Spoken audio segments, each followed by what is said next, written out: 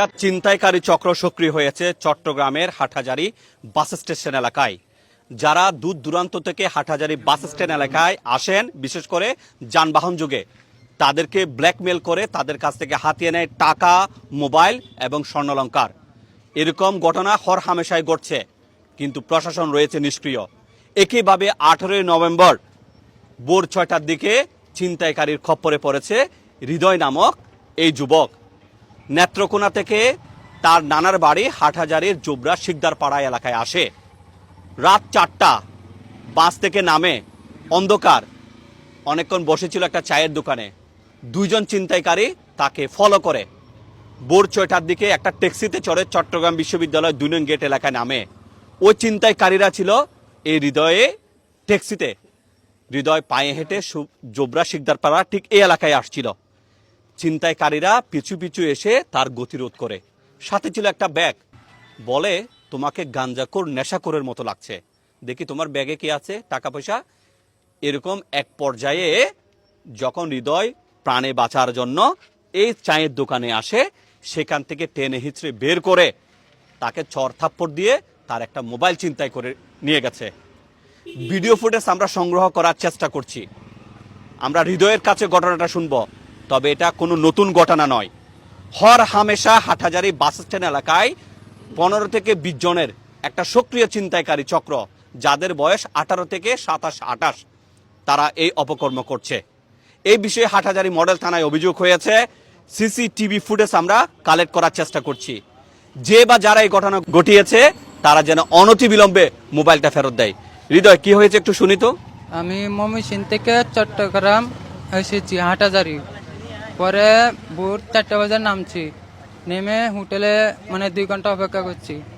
অপেক্ষা করে পরে সকাল 6টা যখন বাজে তখন ওই পারে গেছি, সিএনজির ওই জায়গায় যেয়ে পরে 2 নম্বর গেটে করছি। পরে দুজন উঠিয়ে পরে 2 নম্বর গেটে আসছি। আয়েরা নামিয়ে পরে অর্ধেক রাস্তা আসছি। আয়েরা কয় গাঞ্জাকুর, বাবাকুর এগুলা হওয়ার পরে এই দোকানত আসছি, জগরাবাজি এলা এই দেরি ওই জায়গা বাজির পরে দোকান আসছি। আয়েরা পরে দৌড়িয়ে লইরা মাইক দূর করিয়ে মোবাইল টোবাইল লই গিয়ে গই। থানা অভিযোগ করেছে, তাই না? জি, অভিযোগ করেছি। এটা কিন্তু কোনো নাটকের অংশ না। তবে ভোর 6টার দিকে এখানে একজন যিনি রুটি তৈরি করেন, তিনি এরপর থেকে চলে গেছেন ভয়ে। এই এলাকার মানুষগুলোকে দেখেন, এই এলাকার মানুষ সবাই হতভম্ব হয়েছে যে তাদের এলাকায় এ ধরনের ঘটনা কিভাবে ঘটেছে। একজন ভাই দেখেছে, কি শুনেছেন একটু আমাকে বলবেন। ও আমার কাছে দূরে আসছিল, কিন্তু দূরে আসার সাথে সাথে যে আদি কি হয়েছে আমাকে বলো। ও বলতেছে যে ভাই ওরা আমাদেরকে তাড়া করতেছে, আসলে দেখেন আমার মোবাইল ব্যাগগুলো হাতাহাতি করতেছে। তা আমি ওদেরকে বলছি, ওদের ব্যাগ টানাটানি করতেছো নাকি? হয়তো না, আমরা টানাটানি করতেছি না ভাই, আসলে ও গাঁজা খাচ্ছে তো ওই জন্য আমরা ওকে কি ডাক দিচ্ছি, কিন্তু ওর ব্যাগ তল্লাশি করে দেখেন না। আমি কেন দেখবো ওর ব্যাগ? হয়তো ভাই আমি করি নাই কিন্তু এগুলা, কিন্তু তো আমি ওদেরকে পাঠিয়ে দিছি। ও আমাদের এখানে ওর নানুর বাড়ি, কিন্তু এটা বলে না। কিন্তু ও যদি নানুর বাড়ি যদি বলতো তাহলে ওকে আমি সেফটি আমার মতো রাখতাম। কিন্তু ওকে আমি যে লোকগুলোকে কি আপনি চিনবেন? যারা করছেন চেহারা দেখলে চিনবেন? হ্যাঁ চিনবো, চেহারা দেখলে চিনবেন। এই এলাকায় সিসি ক্যামেরা আছে না? অবশ্যই। আচ্ছা আচ্ছা আচ্ছা, আপনার কি হয়? আমার শালিফুয়া।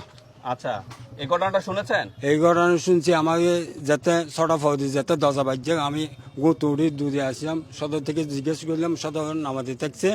এই ফৌজি আমি আবার টানা গেছি, টানা হয়তো জিডি করেন, আবার জিডি করলাম, জিডি মিডি করি আবার মেডিকেল গেলাম। ওকে মাঝে সব দিছে, লাভ হয়ে গেছে। এই স্লিপ লইছি, হ্যাঁ নিয়ে। আচ্ছা, এখন সিসিটিভি ফুটেজ কালেক্ট করতে পারবেন? অবশ্যই পারবো, অবশ্যই। এনে 3-4 জায়গায় সিজি আছে, ছবি অ্যাড করতে পারবো। 1-2 থেকে 8 জিজ্ঞেস করছি, ওই সদর নাতিন দূরে হয় এই বাস এলাকায়। প্রিয় দর্শক, আমরা আপনাদের সহযোগিতা চাই। প্রথমত, হাটহাজারী বাস স্ট্যান্ড এলাকায় কোন সদাগরের নাতি বলছে বা আর কারা আছে, আমার এই ভিডিও দেখার সাথে সাথে যেন এই হৃদয়ের মোবাইলটা অনতিবিলম্বে ফেরত দেয়া হয়। আর প্রশাসনের প্রতি অনুরোধ থাকবে, এখানকার সিসিটিভি ফুটেজগুলো কালেক্ট করে ওই যে 2 জন ছিনতাইকারী যারা মানুষকে ইয়াবাখোর, গাঞ্জাখোর এরকম তকমা লাগিয়ে যাদের কাছ থেকে মোবাইল ছিনতাই করে বা এই হৃদয়ের কাছ থেকে মোবাইল ছিনতাই করেছে তাদেরকে যেন শনাক্ত করে।